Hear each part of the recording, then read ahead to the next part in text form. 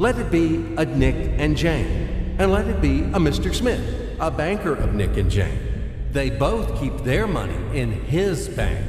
That's why we use the title Mr. Smith with respect. Nick really wants to buy, well, let's say Jane's bicycle, but he has no money. More precisely, he has money, but not enough, only $10, while Jane wants $100 for her precious bicycle. That's a problem. What should Nick do? Well, this bicycle is so desirable. He gives Jane his $10 as a deposit and asks plaintively not to sell the bike to anyone. He says that he will bring the rest of the money soon. At the same time, he runs to his bank, to the respected Mr. Smith, to get a loan for the missing $90. As ill luck, Mr. Smith has no money at this moment, but he knows perfectly about $10, which Nick gave to Jane. And where will Jane bring his money to?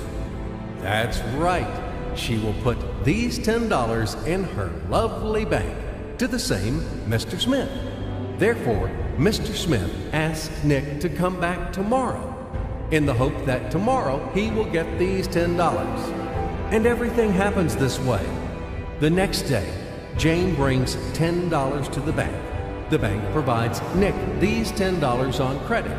Nick immediately gives them to Jane. She again puts them in a bank. The bank again provides Nick these $10 on credit, etc. As long as Nick the fool will gather enough money for the bicycle. Don't you get confused yet? Be patient, I told you. These demons have been trying to confuse you during 1,000 years. These damn economists and financiers. But anyway, we will figure everything out. So what do we have in the end? Nick finally got the bike from Jane. Wow! But at the same time, Nick owes $90 to the bank, Mr. Smith, and the bank, in its turn, owes $100 to Jane. In other words, those $10, which existed initially, have magically turned into $200, $190 of debts plus real $10.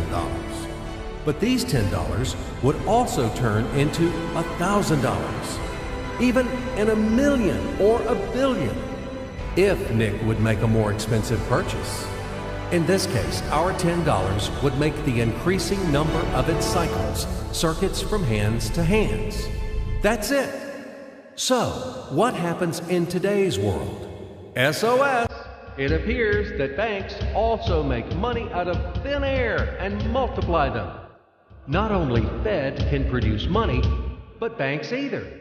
In short, everybody can do this, except you and me. We are not in the business at this celebration of life. I would like to print or draw some money as well. In fact, these banks multiply money without any control. And we're still wondering why the banker lives better. What are naive fools are we? Now it is clear why. The one who produces the money, of course, lives better. But this is not enough. From this moment, poor Nick will never be able to repay his debts owed to the bank, no matter how hard he would work. Silly Nick doesn't know it yet, that he's in slavery to the bank, in credit bondage forever, because those $90 which he owes to Mr. Smith do not exist in nature at all. Sly Mr. Smith made his money out of nothing. He created them out of thin air, just one click. And $10 turned into $200. Yes, but you can object